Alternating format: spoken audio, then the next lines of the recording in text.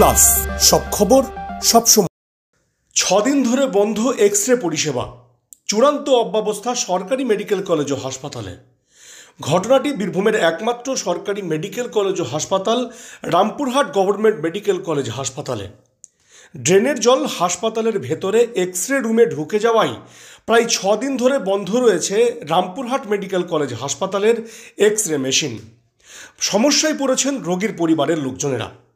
জলে X-ray machine ডুবে থাকার জন্য পরিষেবা বন্ধ আছে, এই নোটিশ টাঙিয়েই ক্ষান্ত মেডিকেল কলেজ হাসপাতাল কর্তৃপক্ষ। বাধ্য হয়েই রোগীর পরিবারের লোকেদের বাইরে থেকে করিয়ে আনতে হচ্ছে এক্স-রে।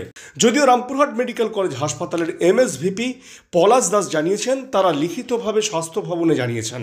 দ্রুত সমস্যার সমাধানের আশ্বাস দিয়েছেন তিনি।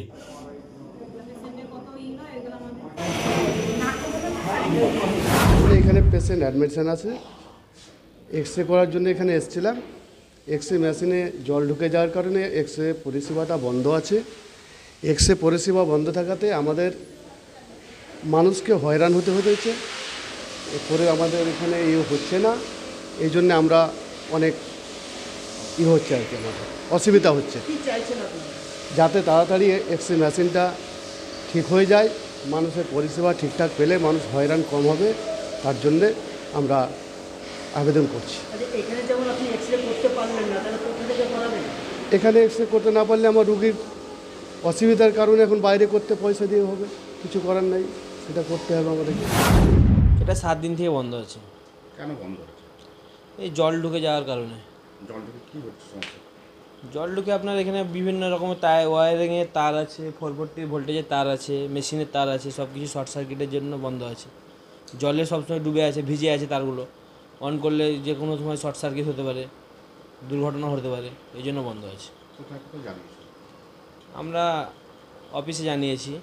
কোনো সোরা হয়েছে? হ্যাঁ, কোনো সোরা হয়েছে এখন? না, এখনও পর্যন্ত আমরা কিছু খবর পাইনি। এর আগেও তো অনেকবার খারাপ হয়েছে। হ্যাঁ, এর আগে অনেকবার খারাপ হয়েছে। কিসের জন্য হচ্ছে? এই জলটার জন্যই। নিকাশি ব্যবস্থা কিছু নেওয়া হয়নি। আর পুরো হাই রোডের ওপরে যে মেন ড্রেনটা আছে ওটা পুরো জাম হয়ে গেছে, মানে পুরো মুজে গেছে। এই জন্য হসপিটালের জল বেরোতেই পারছে না। আর এটা নিচু বিল্ডিং, এর চারিদিকে জল আছে, জল মানে সোপ করে দেওয়াল থেকে সোপ করে এসে রুমে ঢুকে যাচ্ছে। সেই ভয় চালাতে পারছি না। আর আমরা বিগত 4 মাস থেকে জল ছিঁচে বালতিতে করে মগে মগে এভাবে কাজ করছি, কিন্তু এখন অতিরিক্ত জলের জন্য এটা আমরা পাচ্ছি না, সম্ভব হচ্ছে না। কি নাম? আমার নাম এমডি মইনুল হাসান। কি পদে আছে? আমি অ্যাটেন্ডেন্স আছি। দীর্ঘ 5 যুগেরও বেশি সময় পথ চলা বীরভূমের এক এবং একমাত্র বনফুল ক্যাটারার অ্যান্ড ডেকোরেটার্স এবার নিয়ে এসেছে বনফুল ইভেন্ট ম্যানেজমেন্ট।